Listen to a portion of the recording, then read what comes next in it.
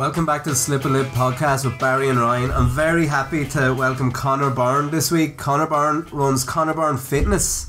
So, Conor, tell us a little bit how you got into fitness, how you started. That was years and years and years ago, really. I would have always done a lot of sports and stuff growing up, a lot of taekwondo, the usual sort of GA and soccer as well. Never really thought I'd end up in a career in it, but starting to go to a gym called the Blitz in Gorey. It was years ago when it was set up, and pretty much got a good instructor over me from there, Jim Carton. He kind of set me on the road and put me on my way. He kind of mentored me quite a lot. That was from the age of kind of about 14, 15 or so.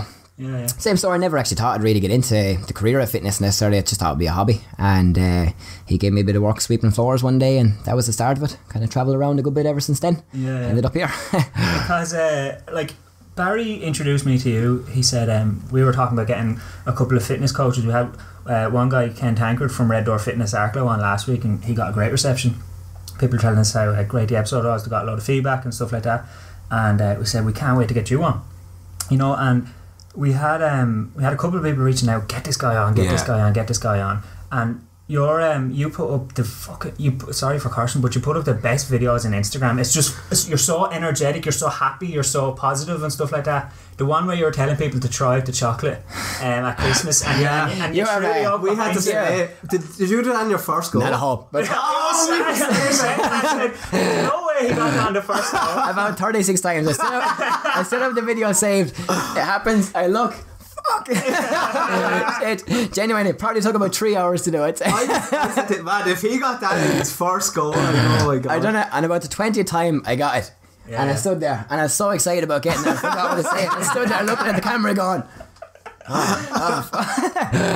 but in the end we got it after about 3 or 4 hours. Where do you get this energy? Where do you get this such positive attitude and all? Well, it's good. I kind of love what I do, and I bounce back quite a lot off my clients. They give me the kind of feel good factor, so that's what kind of keeps me going.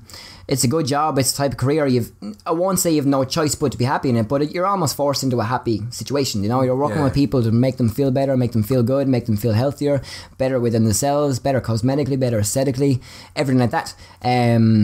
So you have no choice yourself but to kind of put yourself in that zone with them too. Yeah. I have to say, I found you on Instagram, and I said to Ryan one day, I was like, we have to get him on just for his, as we were saying, the energy and all. But that didn't come to you overnight. You obviously grew into that. Yeah, not at all. I was a pretty shy kind of kid, and then kind of grew out of myself a little bit. And even using phones and stuff, I would have never so much as took a selfie. Do you know straight away? Didn't know what it was. Now you can't get me to put a top on, really. Do you know straight away? A lot of the time. So that kind of became the thing for me. But yeah, it kind of rocks it from there. It's good fun, it's a good laugh, and you kind of get good feedback off it, and then you get as much slagging as you get feedback, but that's what it's all about too. When did you realise that you said you were sweeping the floors and stuff like that? When did it click with you? You said, hold on, I have a job opportunity, I can make money here. When did that click with you? Not for ages, really. Genuinely, I kept doing it, sweeping the floors, stupid little things. Then I started kind of taking part in the classes, getting the classes up and running. Jim kind of gave me the opportunity of getting myself on the floor and working with clients a little bit more, and even at that, I wanted to go to the army, or I thought all the rest of my family worked construction. It's just full sure I was going to end up laying blocks or something. I never really thought that was the way it's going. You were probably the same. We came to school pretty much straight into a recession, so it was tough. It was tougher on that end. So it just meant spend a little bit more time in college. That was kind of the sensible thing to do, So I worked with it from there. Myself and a friend, we went to school together, went to college together. We both kind of followed the same path. She's actually over in Australia. She's doing PT over there. She's whooping ass over there, actually. Can you give her a shout out? Yeah, Danielle Travers, whooping ass over there. Keep it going. So the two of us kind of kept side by side and worked through college and all together. And then she went one way, I went another. And I kind of rolled with it from there. Yeah. Now, do you see... Social media is obviously a massive part of getting your exposure and stuff like that. Huge. Obviously you're seeing the positive sides of social media, but do you ever get any negative feedbacks? Is there negative comments or stuff like that you come across? Pretty cool. How do you kind of deal with that? Or there's no matter what, you're always going to get that kind of negativity, I haven't suffered it so much. I'm probably not big enough yet, I'm not up to 1,000 followers. Even on Instagram, it's relatively new to me. I suppose the bigger you get, the more hardship you're going to get from people, the more insults you're going to get. But I know there's a big quote that someone says that you only know you're famous and you made it when people hate you. Do you know? Well, that's kind of a good way of looking at it. But no, social media is a huge factor. It's done so much more good than it has bad. Do you know? And I think when we get a bit more connection to it, that it's going to be the way of the future. We can kind of rely on it a little bit more. I think so as well. Like, I think we were talking beforehand about, you know, the fitness and how it's really kind of boomed over the last few years, and it has really got to do with the social media and that everything's out there and you see more. I think it's that, you know, you see more yourself than you would have ever years ago. Yeah. You know, you see more of your friends, you see more of everything, and it's a lot easier. It's on your fingertips. You can go and get a nice recipe for a dinner. You can go get a nice workout there straight on your fingertips. Everything, like even like yourself. I love your 30 days, 30 tips. I love that. I think that's a great idea. Yeah. You know, little things like that. It's right there, so quick, and that's where years ago it wouldn't have been that. That's it. There's so many simple tips with it. You know, you can be optimistic or pessimistic about it. Like anything in life, depends on what way you look at it. You know, you could be pessimistic and say that people are spending too much time on their phones. They're not kind of communicating, and it's true. It's true in a sense. No, we probably should put down the phones a little bit more. It's something I'm kind of trying to do myself. You know, I'd go home and I might not see the girlfriend all day, and all of a sudden I'm on my phone back on Instagram trying to do something, and she'll hit me a slap across the back of the head and tell me to get my act together, and she's dead right, you know. But then, like you said, there's these 1 minute clips, there's these recipes, there's everything like that, you know. That's why if you look at it optimistically, there's so much more benefit to it than there was before. Exactly.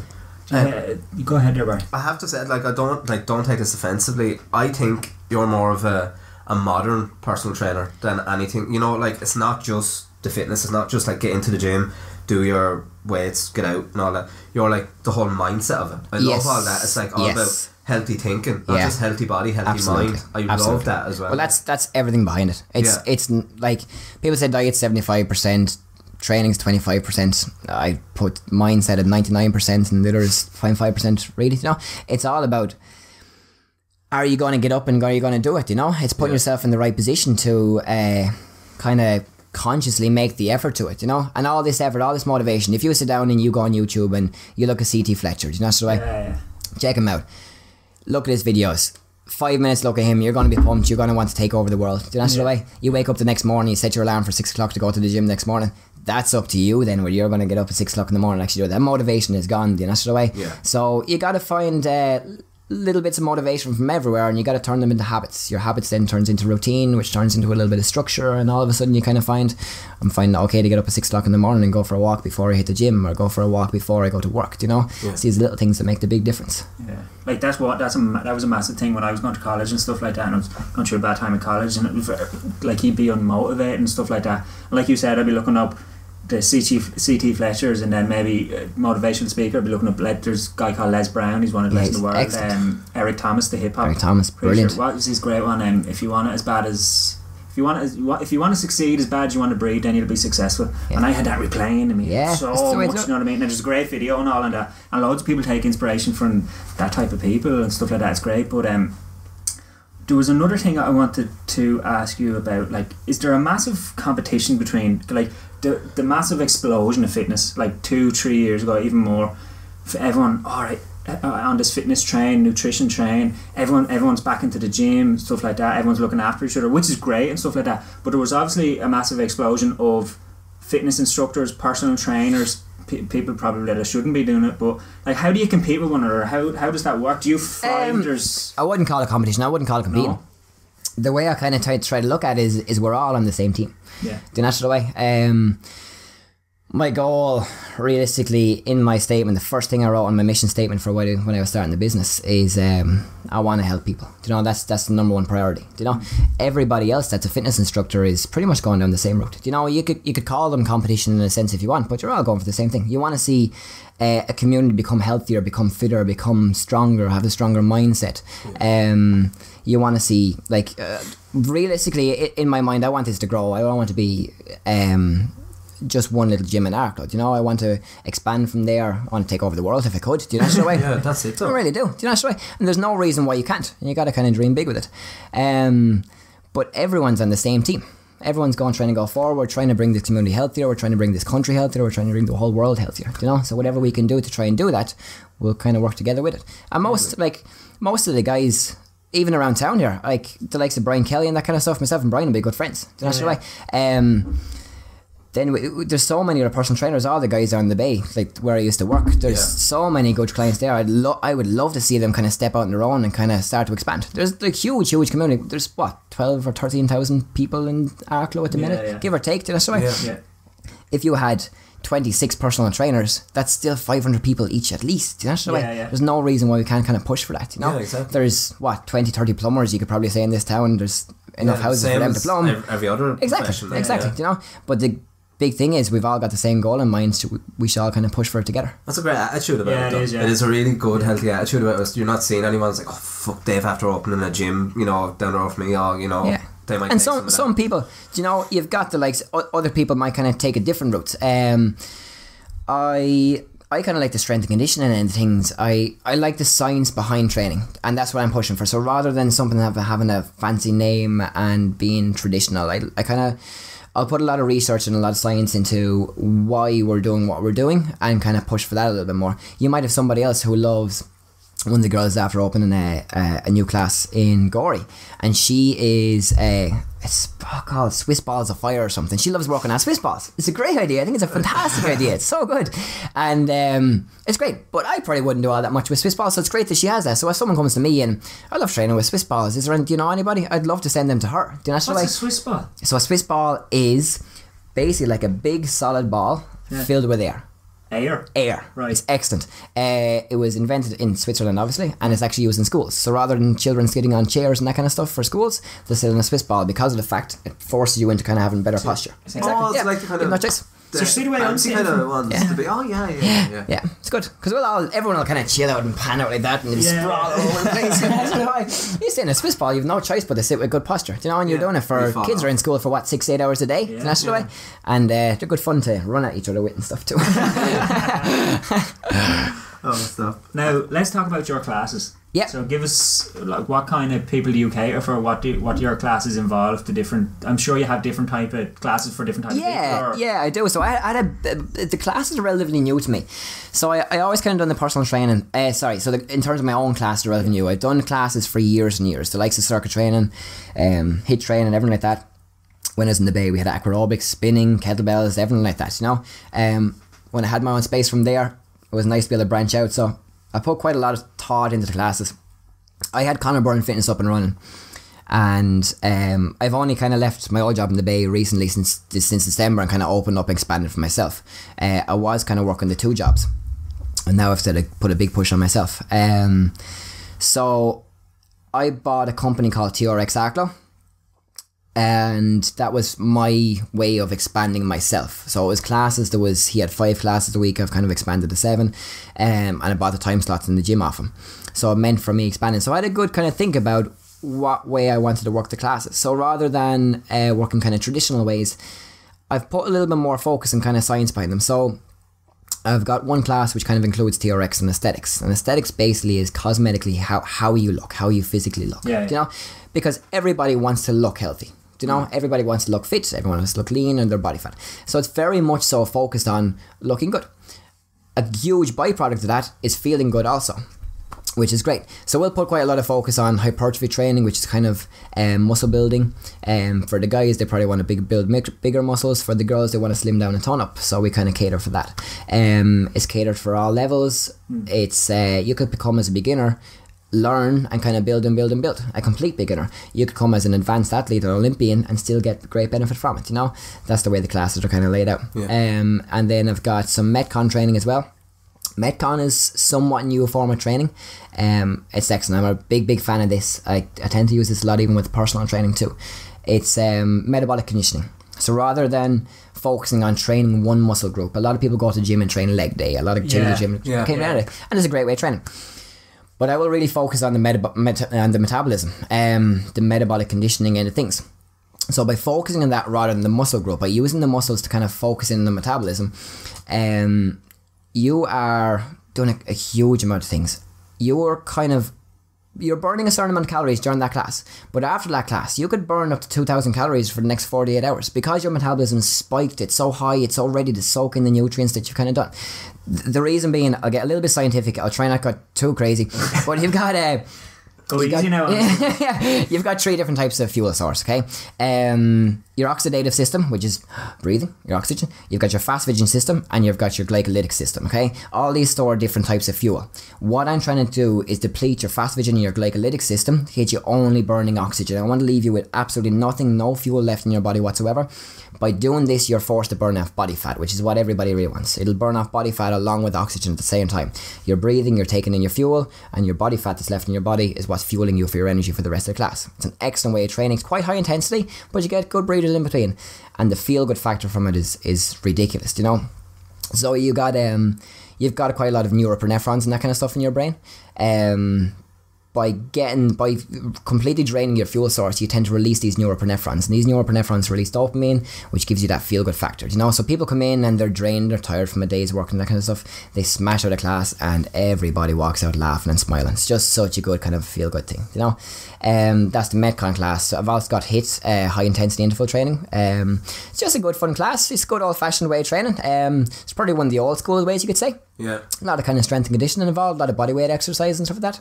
On Fridays then we kind of slow things down a little bit. We do something called core flow, which is kind of a mixture of Pilates, yoga, animal style movements, some foam rolling and myofascial release, and lots of stretching, loads and loads of stretching. It's basically a kind of a chill day for everybody to kind of catch up on themselves. And then Saturday morning we got a boot camp, which is again, it's just your old traditional kind of way of training. It's good. So it's literally absolutely everything for anyone. Yeah, like, exactly. No way someone's going there and go, well, that's not for me. Now, in fairness, there's something for absolutely something for everybody. And what I kind of recommend for people, and this is not just for me, this is for anybody kind of training. If you touch base with the trainer, if you're I'm a little bit self-conscious or unsure of what I'm going to do, or I have an injury, drop your trainer a message. I'm sure he or she will happily take you 10 minutes early and go through what the class is going to be, go through movements that you would like to do, and go through something that you can't do, and maybe kind of show you an adaptation or something that might make things a little bit easier for you, you know. Everybody will kind of help out that way. That's what I would love, rather than someone not going or being self-conscious of the fact that, I don't know if I could do it or not. Touch base with your trainer. He'll free up some time. He'll make some time for you. What I'm trying to do at the minute even is kind of free up a Sunday morning for people who are unsure if they're able for the class. Take everyone in as a group. It might only be 5 or 6 people. Show them 15-20 minutes of what the class entails, and then they're kind of good to make a decision from there if they're ready to go for it or kind of want to build. You know, like a huge thing with it is the first step you take into a gym. And I've seen it from working in the gyms through the years. I worked in about 7 or 8 gyms realistically I've kind of worked in all over the place. And you see it, especially in January, you see people walk through the doors and they walk through and they'll be a little bit nervous and they won't know where to go, and the first thing they'll do is go to the treadmill without a shadow of a doubt, because everybody knows how to walk, how to jog, or how to run. And then while they're on the treadmill, they'll kind of have a peek behind them to see what else do I know I can do. They'll come off. It's kind of crazy, you know. And then they'll go, I don't really know what to do, so I'll go back on the treadmill, you know, or the bike or something like that, and then they'll leave. And then they'll come back the next day and do the same thing. And they'll get in the habit of doing that. And as a fitness instructor, you kind of try and keep an eye out for these people, and you'll see who's coming in, who's running on the treadmill, who's staying for only 20 minutes because they're not quite sure, and you'll kind of catch them and go, would you like to try something new? Would you like to kind of give this a go? So it's a good way. So if in any way you are a little bit self-conscious or you're not sure of what you're doing, the gym that you're in, your instructor is there to help you out, and they'll be happy to help you out. You know, that's the way. They don't want to be standing at a reception looking at a pool deck, or standing at a reception just kind of waiting on people. They want to be in the gym on the floor working with people, you know. So give them a dig out. That is exactly, anytime I've ever went to the gym, it's like I go in and go, treadmill. Yeah. So then I do say half an hour running, and then just coming to the end of the run and like, you know, warm down, do a bit of a walk, and I'm just kind of like, you see the bike there, I know how to cycle. It's true. And you gotta what gets to me is like, you go over to the weights or something and you're like, lost.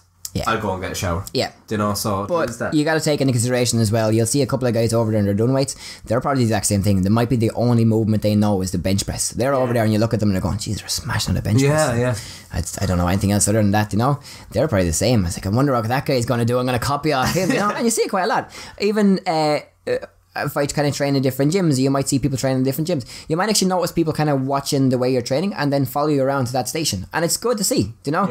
I've often seen it. Like, I train in Go Gym sometimes up in Kilcoole, and you might see a lot of kind of newer or younger members in there, and you'll kind of train away and you'll see someone kind of following behind you, you know. And it's nice just to kind of say to them, how are you getting on, how's the training going, you know. Everyone's the gym has to be the friendliest place I've ever been. Do you know? There's breaking down that little bit of a wall or a little bit of a barrier, but the best friends I've ever made, I've made in the gym. Do you know? Without a shadow of a doubt.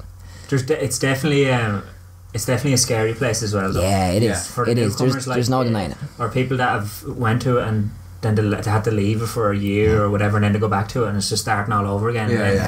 I think it's a mental thing that you're going in and like you said, oh, they're looking at me. Yeah, it is true. A little bit like it's true, 100%. I'm not as big as them, or absolutely. You know, the thing you have to keep in the back of your mind is that when you walk into a gym, if there's 50 other people in there, they all have the same goal in mind. They're all going the same pathway as you. They're trying to better themselves. They're trying to strengthen themselves mentally, physically. Do you know? Yeah. Nobody's in there to be an asshole. Nobody purposely goes in to be an asshole. Do you know the way? Yeah. If somebody starts being an asshole, they're probably going to get kicked out after a while. Everybody is in there, is your friend, and probably kind of takes you along every step of the journey. Like I remember when I started training in the Bay first, I'd kind of go in by myself and start kind of tipping away, doing my own thing, training away well, and there was this big lump of a guy. Big Viking looking motherfucker, mean looking motherfucker. So it was grand. We trained kind of side by side at the same time. We just happened to go in the same time for probably about 3 months or so, like, you know, and never really said a word to each other, you know, and he always looked like the biggest, meanest guy in the street. And now me and him are best friends, you know, just because we met through the gym, we kind of worked off each other, we rolled with each other, and we ended up training with each other for years after that. Then, you know, it's good. You'd be surprised. Sometimes you'll make the best friends you ever will in the gym. Yeah. It's all, I always seem to find it's all the older guys, kind of, you know, the old school guys, like if you're doing something wrong, to come over to you and say, well, try it like this. Yeah, it's like, good. You know it's good to see. You know, there's finding the balance. You will see a lot of people doing something wrong, and some people like to be helped. Some people might be a little bit embarrassed about it too. I'd be embarrassed now. Yeah, if I was doing something and I thought I was doing it deadly, say I was doing anything, if I was doing, what's this one called where you have the thing and you're pushing it? Your pec fly. Yeah. If I was doing that wrong or whatever, like I remember I was in one gym, I think it was Ford or something, and one of the older guys that would they do 2 a days, do you know what I mean? Like keep themselves healthy and fit and stuff. One guy came over and said, why don't you try it like this, because you get more of it whatever from it. Like I tried it was a lot fucking harder now, but it gave quicker results, and I was like, geez, thanks very much. He goes, yeah, no bother. That's true. A lot of people are kind of there to help. Like I seen the perfect example here today, and this is the shit I love and the shit I hate both at the same time. Know those gym memes where you're seeing a little video or a little clip and someone is smashing out something with their head. It's fucking hilarious. I have to laugh. You know, you have no other choice but to laugh. You know, the way. But at the same time, so somebody should be going along and saying, listen, maybe if you change that around a little bit, you could do a little bit better. You know? Here's one for you. Like, you've worked in, say, the gyms for how many years? What is like the weirdest thing you've seen someone train? Have you ever seen someone do something like that? Have you? Oh yeah, all the time. The cable flies are the best. You know, you've got a cable either side and that kind of stuff. People will swing and jump out and that kind of stuff. Some people, people will dance. People, it gets funny. It gets good. Would you go up and be like, sorry? Or would you? It's you spend so many years kind of perfecting lifts. You know, so that's always in the back of your mind to try and help people out. It's just in your nature. You know, even if you're not working or anything, you could be training, you'll still kind of see it. But we seen I seen 2 sets of guys. There was 3 guys in the gym all together today. I was doing a bit of a session today. One guy was in there and he was doing something not right. He wasn't doing it right. Okay, not with perfect form. Let's say it was 70% form. But he was sweating buckets. He was smashing it. His face was red, blood, sweat and tears. He was giving it absolutely everything. I mean, he was smashing it. Form was okay. Not dangerous, but it was okay. There was 2 guys then standing laughing at him on the other side of the gym. Do you know? He had the headphones on, so he wasn't really bothered. The other 2 guys were just standing there, not really doing much. When you look at it in perspective, who's going to get the goals they want? Yeah. Do you know, it's the guy that doesn't necessarily know everything, but he's a hard worker. He's going to give it everything. Do you know? Yeah. Like having the knowledge to be able to do these things and understand the lifts is a huge thing, but actually having the determination, the motivation to go out and do them, that's the most powerful factor. Do you know? But what I'll always say to guys is, if you're a little bit unsure of what you're doing in the gym, buy a book. Do you know? Go on YouTube. You can if you're spending 2 hours in the gym every day and you're spending 5 days in the gym a week, that's 10 hours altogether. Just take one of those hours away and study what you're doing a little bit more, and you'll be able to put a little bit of structure, a little bit of routine behind it. You'll go in, you'll know what you're doing. And this is even with your daily life too. If you spend 0.5% of your day planning out the rest of your day, you're going to be so much more prepared. 0.5% of your day is 7 minutes. Surely you can take 7 minutes. Set your alarm 7 minutes earlier. Get up, go on your phone. I use Google Calendar. I'll flick through my day. I'll see what clients I have, I'll see what time I have to myself, and I'll see what else I have to do. And I'll fit everything in and plan it and organise it. I'll have a look at the workout I have to do. I'll make sure it's prepared. I'll have a look at the food I should be eating. I'll make sure I'm prepared and ready. Do you know? Rather than kind of getting up and rushing around and halfway through the day going, oh, fuck, I'm so hungry and I need food, or I'm meant to get to the gym earlier, but now I don't have time. Do you know? It's the little things like that. That's a very it's a very structured and business mindset. Even when the Google Calendar, I have this time to do this, I have this time to do this. Where did this come from? Oh, by making so many mistakes, by not knowing what the fuck I was doing. really was. Trial and error. Yeah, absolutely. This is only something I got hold of and structuring myself a little bit better recently. You know, when I was in school even, or even college as well, I just had folders full of papers. If you asked me to find something from it now, it wouldn't be a hope, you know, But kind of since I started setting up my own business, working with an awful lot more people, I had to kind of figure out what was best and how would I structure things an awful lot better, you know? Yeah. So especially with clients, they're obviously my priority. I have to make sure that I'm doing the best I can for them. Yeah. So I have to have everything kind of on track and on file. So Microsoft Excel has been my best friend for the last little while. And I'd save this in this folder and that folder and that in that folder.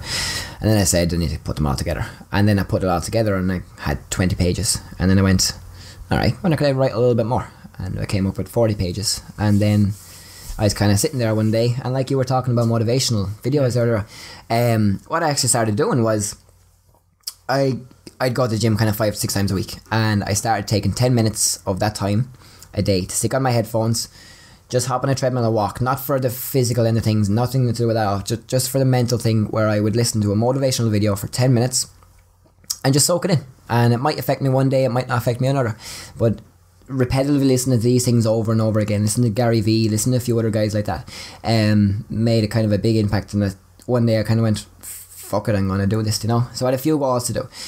I wanted to set up my own business.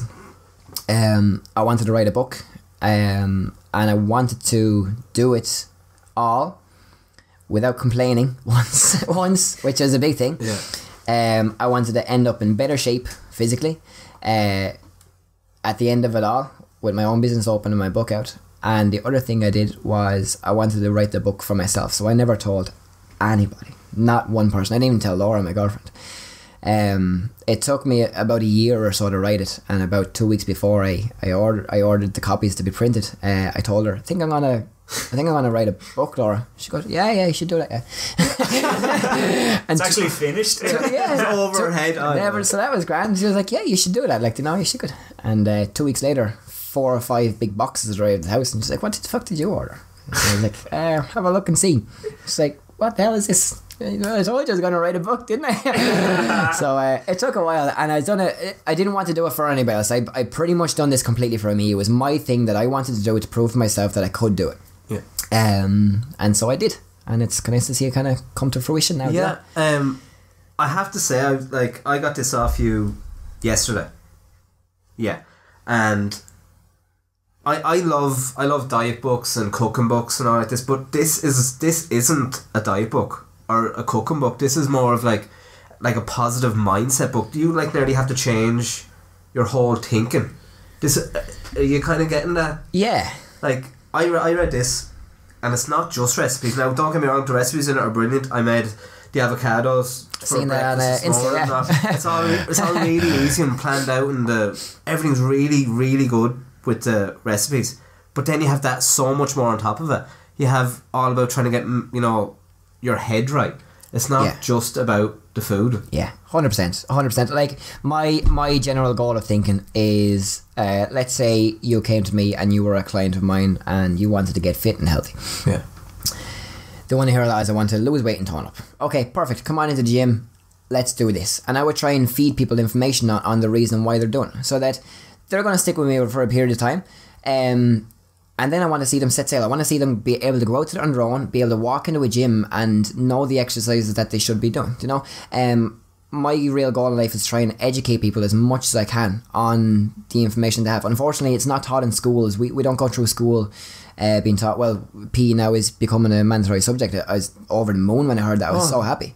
But as of recently, we haven't been taught anything, no nutrition. Like, we're taught how to add A and X and 2 together, you know, sort of way, but that's fantastic. Well, you're going down that route, so that's excellent. You know, you're good at that. But I firmly believe that we should be taught how to, you know, be able to cook 10 square meals and know what's in them and know why we eat them, know how to read a food label, know how to understand how much sugar you have to have in your body, and why too much of it is bad for you. You know, all these little things that should be taught in school, but they're not. They could be taught at home as well in a sense, but sometimes that kind of gets overlaid on the things like cleaning your room or, you know, walking the house. You know, it's this thing. But they're such a priority. They're a huge part of our life. They're what makes up. They're what make ourselves. Our food is what makes us. Do you know what I mean? We are kind of defined by our food. Our whole life is defined by our food. Nutrition, diseases that we can kind of get in the future, cancer, Alzheimer's, all this can be helped, if not prohibited, by taking in food and having even the hormones. You have you have nearly like a chapter on the hormones, and Absolutely. I didn't realise how massively like your food and all like that would affect that. Huge I didn't thing. realise this at all, and this is one of the things that I love about the book. Like, you come into this and you get it and you think, you know, I'll learn how to cook healthier and all like that, but it's not just that. That's what I'm saying. It's like I had no idea about the hormones and the effect that has on you. Like, hormones are amazing. Hormones are so much, you know. If you're on a diet and you want to lose weight, but every day you're stressing out about work and the fact you're not losing weight quick enough, you got cortisol. Your cortisol is, you wake up in the morning and you start moving about a little bit, your cortisol spikes, and that gives you your energy for the day. And by the end of the day, you should be kind of pretty much somewhat depleted of cortisol, so you're able to go to bed and go to sleep and have a good deep sleep. We come home from work and we're wired after work, and we look at our phones and we kind of mess about, and then we get a message off work going, you have to come in early and the project was due but it's not there, and you start stressing out a little bit, and you walk by a mirror and you look at yourself and you're not happy with the way you look. That releases cortisol again. So before you go to bed, it's like almost having, and cortisol is actually released from the adrenal gland. So it's like having a cup of coffee. It's like jumping off a cliff and doing a skydive and then trying to go to sleep after it. It's not going to work, do you know, that's the way. So you're going to not get a nice night's sleep at all. It's going to affect you, and there's so much more than like the hormones. The whole endocrine system is a huge thing. It's a big understanding. And it can work in your favour too. Like I was kind of talking about neuropinephrines and that kind of stuff in your brain that are released when you exercise.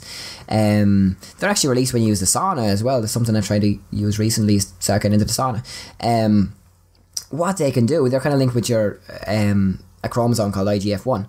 And the IGF-1 is so linked to cancer, or stopping cancer, Alzheimer's, or stopping Alzheimer's, and all this can be done by food, by healthy nutrition, by everything like that. So let's take out the fact that we stop thinking about food as, what does Rogan call it? Mouth porn or mouth? Something awesome like that. So take out the fact that food is delicious and cake is delicious, okay? Take out the fact that we want to look good and have a six-pack. If I was to tell you now and you were a blank page that we can prohibit or stop you from getting cancer by the time you turn 65. We can stop you from getting Alzheimer's even though it's in your DNA by the time you turn 70. You know, we can make the quality of your life better, longer, happier and healthier by the food you take in. You know, if you look at it that way rather than a cosmetic way of wanting to have a six-pack, it's a huge thing. All of us are affected, either friends or family or somewhat by something. It might be diabetes, it might be something, epilepsy, anything at all. These can be helped. You know, a lot of it is genetic, but they can be helped fourfold, fivefold, sixfold by the food we take in, by the life we live. You know? Yeah. Like, a flag for me, like when I was reading through it and there was heart disease come up, and that's massive in my family, you know, would have really went all the way through my family, and even I would have even started thinking about it in the last year. Like, that's why I tried to get somewhat healthy. Yeah, that's because good. You're getting a little bit old now. I know I'm still youngish enough, but it's true. At least you're getting ahead of yourself already. It's just brilliant. so I don't want to get to that stage in life where it's affecting me. And just when I seen that and I was reading through it, I got really interested in it, that the effects that the hormones would have on you through that, and your healthy eating would somewhat, you know, kind of be somewhat of a barrier to help you towards the heart disease. I thought it was really good. Did you? Sorry, I was listening to your podcast with Ken the other day. It was brilliant. I was actually really listening to Ken's very good. I wouldn't actually, I'd know him to walk by in the street, but I've never properly sat down and have a conversation with him. Lovely guy, sounded brilliant, and a lot of his information was fantastic. And was it yourself that mentioned that you kind of started looking into your family tree a little bit more? Yeah, it was like I would have lost my parents both quite young, and then a lot of, say, my aunties and uncles would have ran. All of my family would have had cancer and heart disease. Jeez, I'm sorry to hear that, man. So I just kind of looked, said this time last year, would have been January, said this time last year, and I remember I was just sitting at home by myself one night, and I was just thinking, you know, about, you know, even my future children and all like that. I don't want to go through the same thing. Absolutely. With my children that 100% that you had to go through. So I was like, I'm going to change myself now for the better, so it doesn't affect me like that. And that's a real nice, generous way of thinking. It wasn't even the fact that, like, I don't want to, like, it's not I don't want to ever, I enjoy myself too much to be, like, you know, say stick thin or anything, or, you know, really muscly or anything. I even said to Ryan when this all first started with me trying to get somewhat healthy, it was trying to get some tips off Ryan, because you would have been more into the gym and all back then. You fell off the wagon. Yeah, you fell off the wagon, but just work. That's work. Yeah, well, just can't keep up with working like loads of people. I think I was just under 15 stone, I think, in January when I weighed myself in January, and then I said I'm going to do, say, 10 minutes running a night. But I was doing this for, say, a month, and I was getting, you know, okay results, but it's only when I changed my diet and I looked into the benefits of it. Now, I didn't know about the hormones, but I looked into the benefits of dieting and all like that, and then I changed it. Like, I'm down to like 11.5, but like my goal is 11. Good. It's just good. I still you have that in your mind. I want to get to 11. Yeah. And then I won't be, you know, really thin or anything like that. You'll be happy. Just that's in my head. Yeah, absolutely. And I really kind of flagged for me when I was just reading through your book, and I was like, the hormones had such an effect, and, you know, it kind of, for me personally, I will be looking towards when I just flagged when I seen the heart disease. Yeah. I was like, Jesus, maybe the healthy eating will have somewhat of effect. If not, you know, I'm doing it for myself, I'm doing it to get better. And I have to say, it's not even, I'm not saying I was down or like not happy or anything like that, but you're definitely a bit different. I know you're not even different. It's a bit you're a bit perkier. Yeah, I would say, like, my mental health, even just from eating better, is absolutely is it's out of this world in my head. I can even. It's amazing. And it's amazing to hear people say that. Do you know? So it's amazing to hear that firsthand. You read it in a book, because, like, I could write that in the book and I could tell people that, but hearing someone actually say that, an individual actually say that, and go through it and preach it, do you know, is a huge thing. And it is, and there's a science behind why you feel good when you train, and why exercise and why good food kind of helps it. And like, there's a big thing at the minute, and the information is only kind of quite coming out on, in a sense, between leaky gut syndrome and, let's say, depression, do you know? And leaky gut syndrome. So leaky gut syndrome is where basically your gut starts leaking, and it can't confine. We take in a lot of simple sugars, so there's a complex carb and a refined carb, and one is, I won't say, let's call it, one is good for you, one is bad. It's not necessarily the truth, but it's a putting in perspective. And we're taking in too many of the bad carbs, you know, the likes of bread, the likes of pasta, the likes of sweets and sugar and that kind of stuff. Unfortunately, you're kind of finding sugar in everything. It's just backed up in everything. One of my tips the other day was in porridge, actually, and I got some porridge oats, and I couldn't believe, like, if you buy porridge, you want it to be porridge, you know. One of the porridges was only 51% porridge. The rest of it was the second ingredient on it, which is how you read a label. The first ingredient will be the main thing in it. The second ingredient will be the second main thing. The third, and I'll go for it that way. Second ingredient was sugar. So at least, I don't know, 40% of that was sugar. So that's the way. It's just in everything. If you take in too much, your body just can't digest it all, you know, and it wears away, and all of a sudden the bad bacteria, and even some of the good bacteria, will start to kind of leak out of your gut. That'll get into your system, into your bloodstream, and what seems to be happening is it's going to the brain, and it's affecting the synapse in the brain. So your synapse is, we'll talk, lads, it's like a car, it's like a spark plug.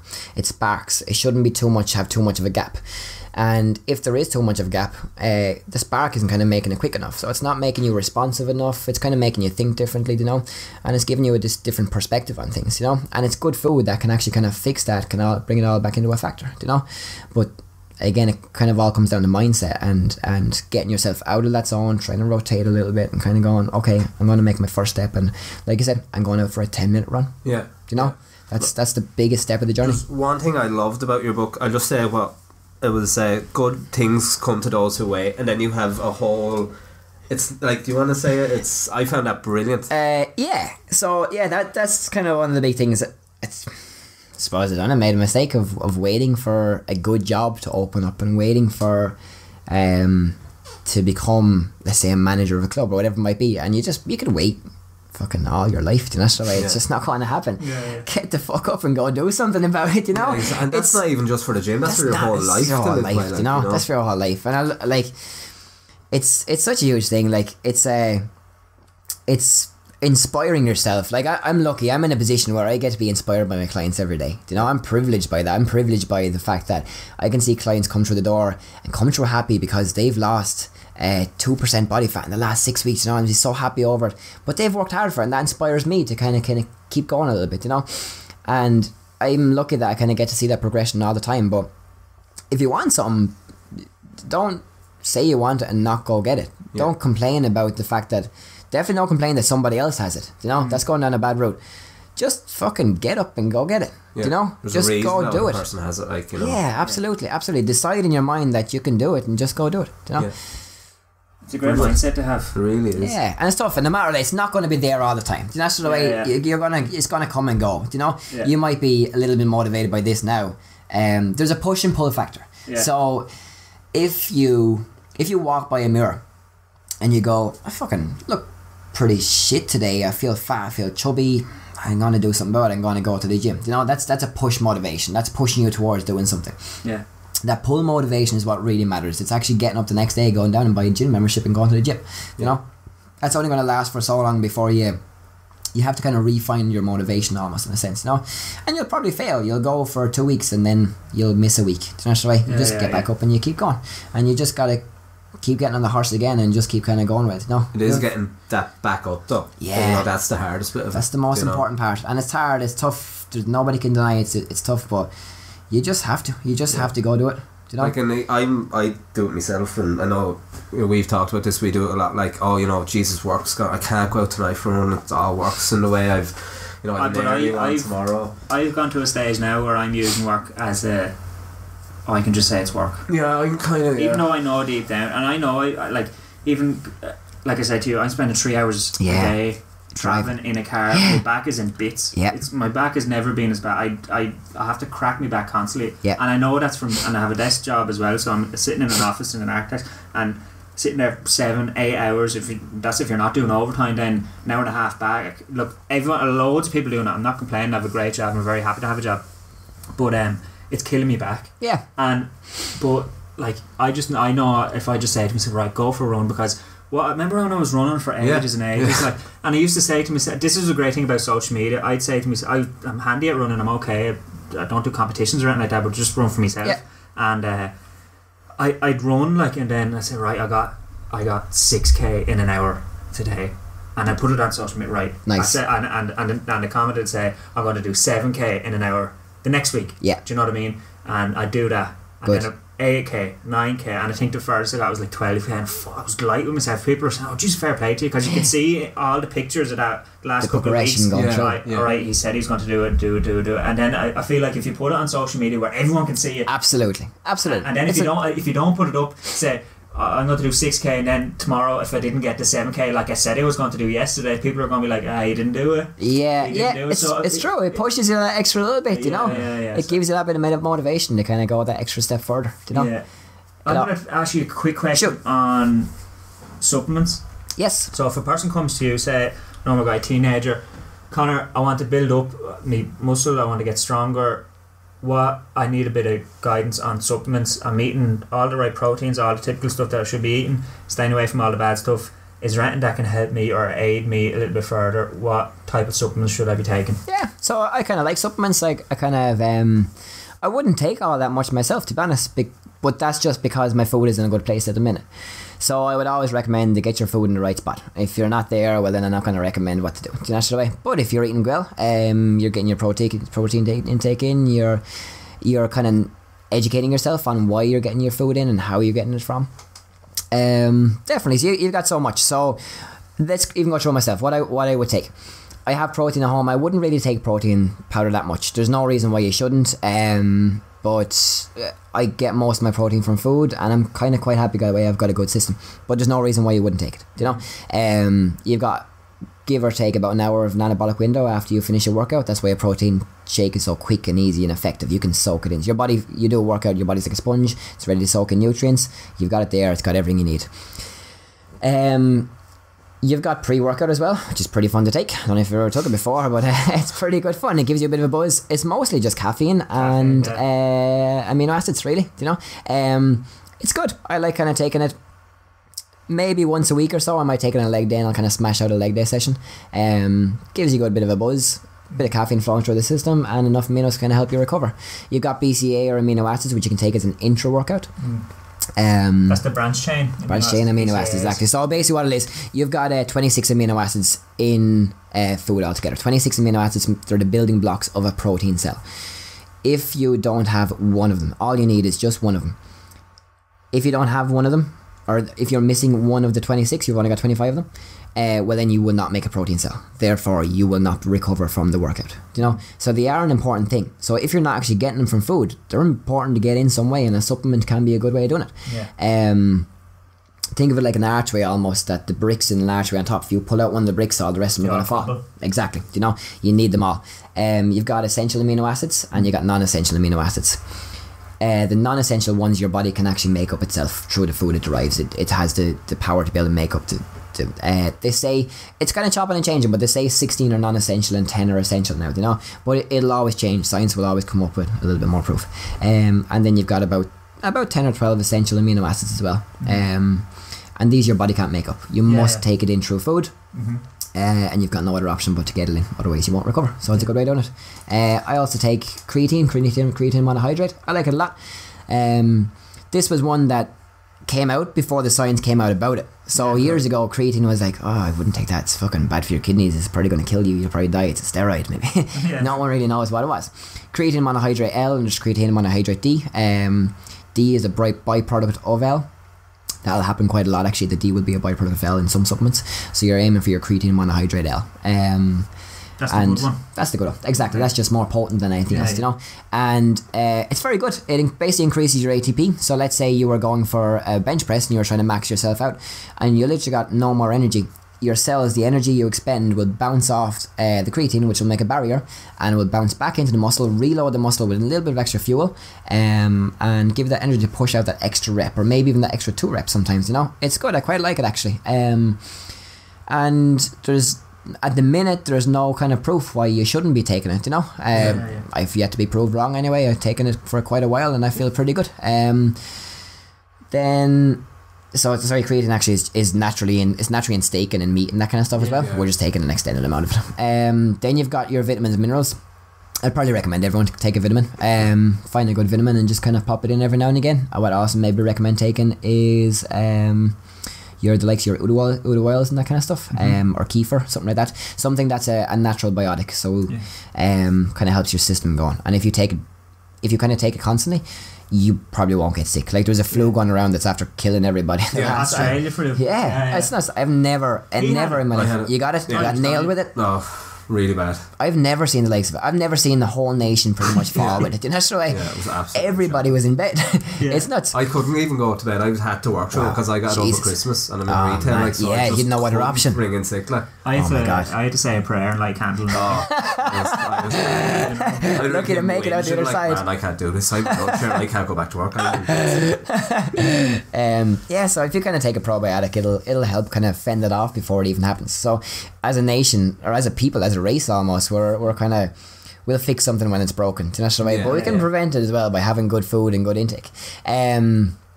And then vitamin D, definitely for us. We're Irish, we're fucked, we're pale. We don't get any sun. We might get like 6 minutes of a year, maybe. That's kind of about it. Vitamin D is something I definitely recommend taking. It comes in kind of 1,000, 2,000 or 3,000 milligrams. Probably the 2,000 or 3,000 would be a good one to kind of pop in every now and again. And that's it. But at the same time too, eat your vegetables and you'll be pretty good. Do you know? instead of like I'm not naming out loads of supplements there's probably about 400 quid of supplements a month. Do you know? Buy a bag of kale instead, it's only like 98 cents. I think that's brilliant. We're running out of time here, Conor. No worries, we're going to slowly wrap it up here, but I just want to say on behalf of the Slip It Lip podcast, me and Barry, thank you so much for coming on. So welcome. Absolute gent. And if people want to find you on social media, where have they to go? So on Instagram I'm down as Conor Byrne Fitness. On Facebook I'm TRX Arklow or Conor Byrne Fitness. You can follow the page. Snapchat, I don't really do Snapchat to be honest, but I'm caught doing 90 if that's any good to anybody. That's more of my private ones. You'll see me having a couple of drinks maybe. And you can email me on conorbyrnefitness@gmail.com, or else the website is trxarklow.com. That's brilliant. Guys, and same for us, we're Slip It Lip podcast on everything Facebook, I think, Instagram, Twitter, SoundCloud, iTunes. Subscribe, like, comment, share and all that good stuff. So this has been the Slip It Lip podcast. Good luck.